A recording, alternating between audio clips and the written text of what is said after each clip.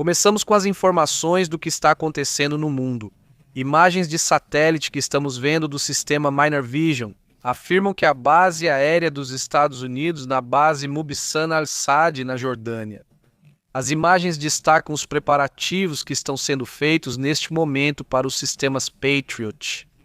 Evidentemente, isso pode significar que já estão se preparando para um conflito com o Irã. Também em outras imagens que chamam a atenção hoje, estão essas imagens de uma planta que teria sido atacada por um sistema de drones, que teriam sido drones ucranianos que atingiram essa planta química de Redkino a 139 quilômetros a noroeste de Moscou, de acordo com o que relata a própria planta. Ela produz produtos químicos especializados, incluindo arítricos, aditivos de combustível e reagentes. Para a aviação militar, o setor aeroespacial e os mísseis das Forças Armadas Russas dependem desse fornecimento.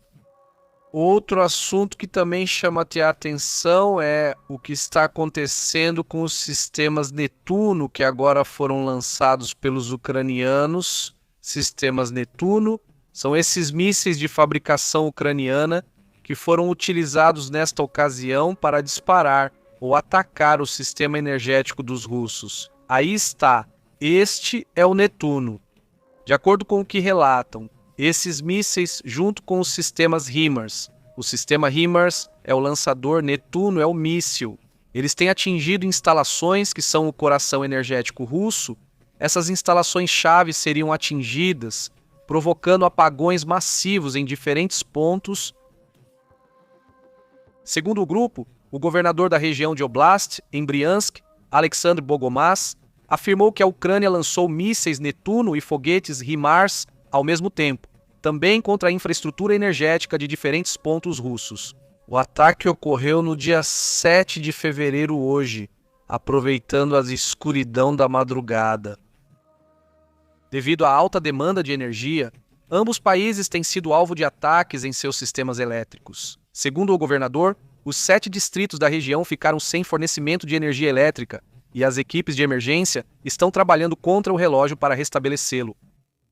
Reconhecido pelo governador nessa região russa, o míssil Netuno de fabricação ucraniana foi originalmente projetado como um míssil antinávio com alcance de 300 quilômetros e agora também é utilizado para lançamentos a partir de diferentes pontos em terra. Esse míssil já vem sendo utilizado desde o ano 2000 para afundar o navio-chefe russo Moskvia, que foi considerado um golpe histórico para a marinha russa. Até o momento, o governo ucraniano não confirmou nem negou o ataque relacionado ao tema elétrico, pois mantém uma ambiguidade estratégica. Mas a imprensa internacional aponta que as afirmações sobre esses apagões têm sido cada vez mais verificadas por diversas fontes russas e também por veículos internacionais. Outro assunto que também chama a atenção é o que está acontecendo em relação a esse vírus Nipah, que embora em um momento parecesse que já estava um pouco mais controlado, o que mostram as publicações e os alertas que estão sendo emitidos agora é que o alerta foi ampliado. De acordo com o que relatam diante desse vírus, o famoso vírus Nipah, alertas têm sido emitidos em vários pontos do sul da Ásia. Vamos ver onde estão sendo emitidos os alertas e principalmente por que estão sendo emitidos. A princípio, parecia que não havia mais casos. Embora houvesse uma pré-alerta, ainda não tinha chegado ao alerta máximo, que é o alerta de prevenção total. Diante dessa situação, de acordo com o último relatório já publicado no Science Alert e em vários sites de ciência e médicos, afirmam que o vírus Nipah gerou alertas na Tailândia, Singapura, isso devido aos surtos que têm aumentado evidentemente em diferentes pontos. 2 pessoas falecidas, já confirmadas, isso em Bengala Ocidental, provocaram a emissão de um alerta sanitário na Tailândia. Malásia e Singapura, pelo menos até o momento. De acordo com o que relatam esses 3 países, seriam, vamos lá, os que têm medo de que da Índia surja um surto para essa região. Singapura ativou novos protocolos de controle de fronteira, a Malásia está fazendo o mesmo e a Tailândia também aumentou a vigilância nas fronteiras, principalmente para os viajantes que vêm da Índia. Há uma vigilância epidemiológica sendo reforçada para evitar a disseminação desses casos. É um vírus zoonótico, o Nipah, o enapavírus, que é transmitido de animais para humanos, especialmente de morcegos frugívoros, embora também possa ser transmitido por porcos ou até mesmo por alimentos contaminados. Além disso, o vírus se manifesta em um período que vai de 4 dias a 3 semanas. Ou seja, pode levar cerca de 21 dias para que os sintomas sejam detectados, que são problemas respiratórios, pneumonia, febre, convulsões, encefalite, que é a inflamação cerebral. E a questão aqui, o problema, como já comentamos, é a alta mortalidade, vamos ver, é de 40% a 75%, ou seja, realmente é algo que exige muito cuidado. Evidentemente, felizmente, esse não é transmitido de humano para humano, ou é muito raro que algo assim aconteça. Na verdade, é um contágio zoonótico. Com certeza vai relatar. Na Austrália, por exemplo, estão sendo feitos testes de anticorpos na fase 1, mas não existe um tratamento eficaz ou uma vacina disponível no momento. Então, também tem outra questão que chama a atenção. Hoje, parecia que o assunto estava tranquilo, mas o alerta continua. Se uma pessoa viajou recentemente para áreas afetadas e apresenta febre, deve informar imediatamente ao médico.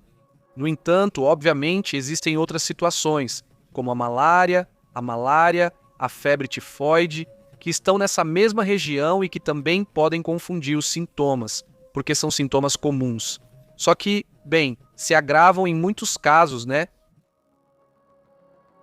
Evidentemente, isso já representa um desafio para a Ásia, mas é um desafio de prevenção e de alerta. Não é um desafio porque o surto tenha se espalhado ou algo assim, mas é que ainda não conseguiram controlar na Índia. E isso acaba gerando preocupação em outros países. Felizmente, até agora não houve outro país que apresentasse um caso. E isso também dentro do possível, é bom, que ainda não tenha avançado e esperamos que não avance. Bom, é assim que está a situação. Sobre esse assunto, vamos para outros temas e situações interessantes. Aliás, só para constar, já vieram me comentando sobre isso. Um terremoto, isso foi em Oaxaca. Inclusive em Oaxaca, a última confirmação foi que foi de 4.2. Algumas pessoas receberam alertas pelo celular. Talvez tenha sido sentido por ser muito raso ou muito superficial, digamos assim. Não foi a 7 quilômetros de profundidade, e isso fez com que alguns o sentissem bem. Vamos para outros assuntos.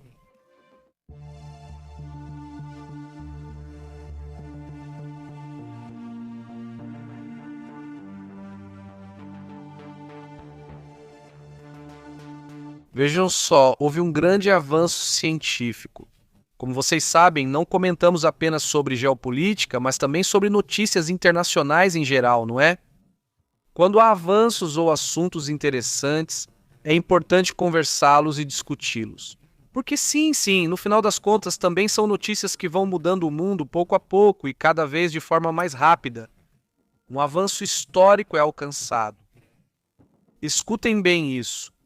Um rim artificial, vamos dizer um rim que é natural, no sentido de que não é uma máquina, é um rim de verdade, mas que é universal, ou seja, que pode ser transplantado para qualquer pessoa. E isso pelos cientistas. Eles têm estado evidentemente muito empolgados. Cientistas transformam um rim do tipo A em tipo O, compatível com qualquer paciente funcional no corpo humano. E isso foi feito durante um avanço histórico na medicina. Segundo os pesquisadores da China e do Canadá, juntos conseguiram transformar um rim humano do tipo A em um órgão do tipo O universal, compatível com qualquer tipo de sangue. É um feito científico que já foi publicado na revista Nature Biomedical Engineering. O rim modificado foi transplantado de um paciente com morte cerebral. Eles colocaram Há experimentos feitos com pessoas já consideradas falecidas, cujo cérebro não funciona mais. Então colocaram o rim modificado, né? Um rim que era do tipo sanguíneo A, em uma pessoa do tipo O. Sim, já com a modificação. Segundo relatos, apesar da leve resposta imune inicial no terceiro dia, sim, isso foi muito, ou seja, a resposta, digamos, negativa foi menor do que o esperado. Isso é um indício de que o potencial de tolerância imunológica, então, é muito melhor do que eles acreditavam. O projeto não é algo que acontece da noite para o dia. O projeto está sendo desenvolvido há 10 anos.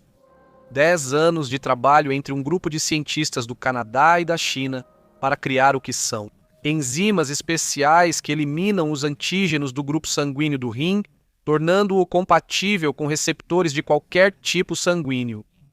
As enzimas atuam como tesouras moleculares que cortam as cadeias de açúcar, os antígenos do tipo A, e os transformam em órgão do tipo O. É realmente um avanço surpreendente.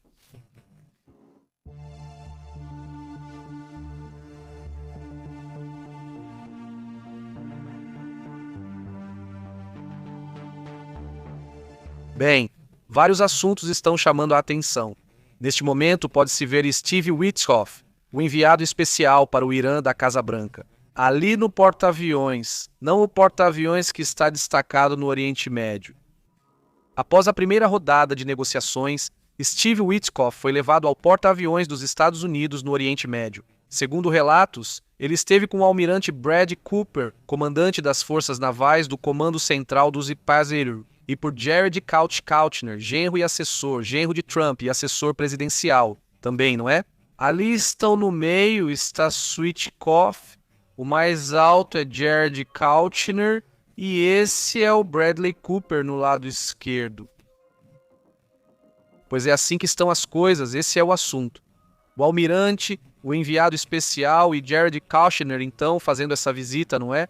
Evidentemente, é interessante, principalmente pensando que é uma mensagem, no fim das contas, uma mensagem de proximidade, da proximidade que os militares têm agora mesmo com o Irã. Isso também surpreende, lá na Ucrânia. Como os trajes estão praticamente congelados, vocês veem, entre a chuva, o frio e o gelo, os trajes por fora estão muito congelados.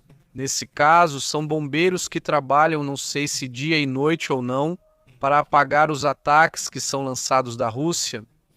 Socorristas e bombeiros ucranianos garantem que trabalham 24 horas em condições de frio extremo.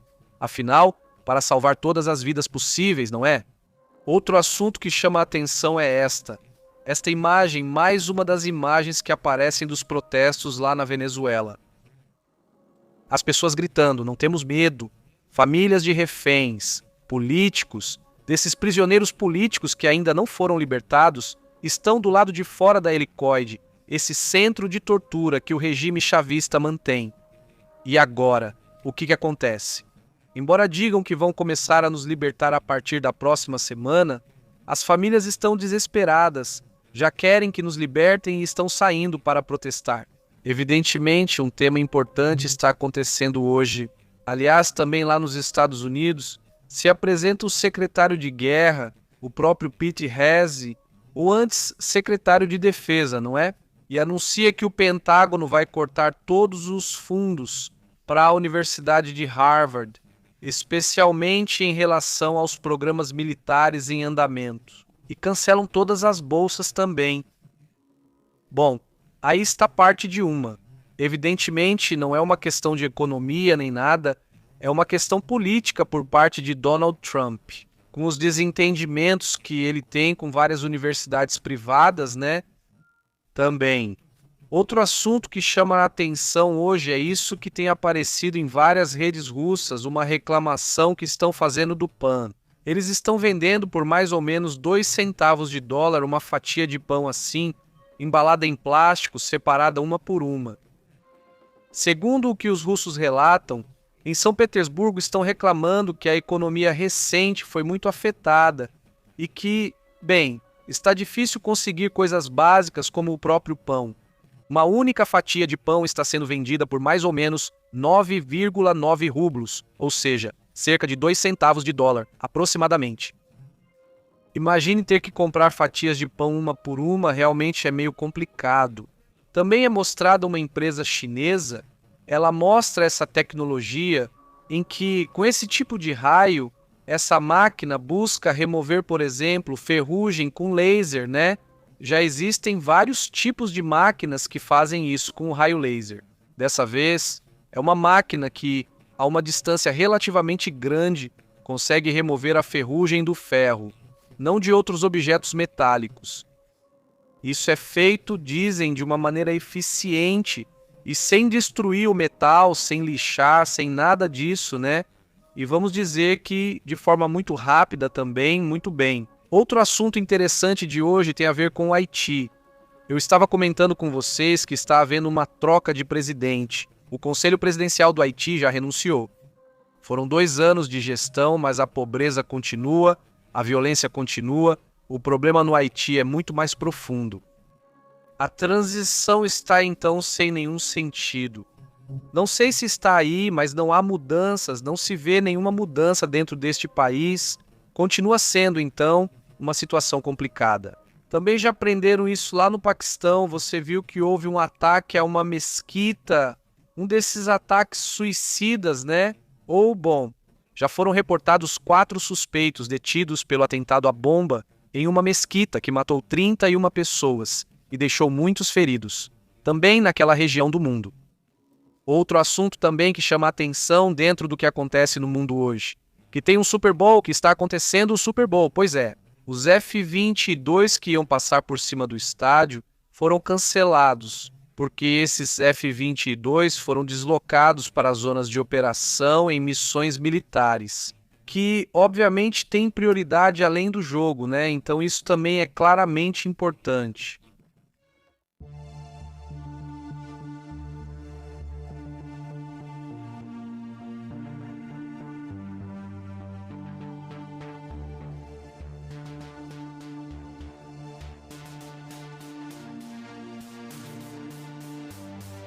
Boa noite, como vocês estão? Mágico, Luna, o pai de Novak, José Sara, toda a comunidade. Bom, essa é uma transmissão rápida, mais tarde, já à noite, a gente se vê de novo, caso não tenha nada urgente depois. Fiquem muito bem, tenham uma excelente noite, uma excelente tarde, um excelente final de semana. Corde do Ângelo Murillo, Patriote, comunidade, forte abraço, fiquem bem, até logo.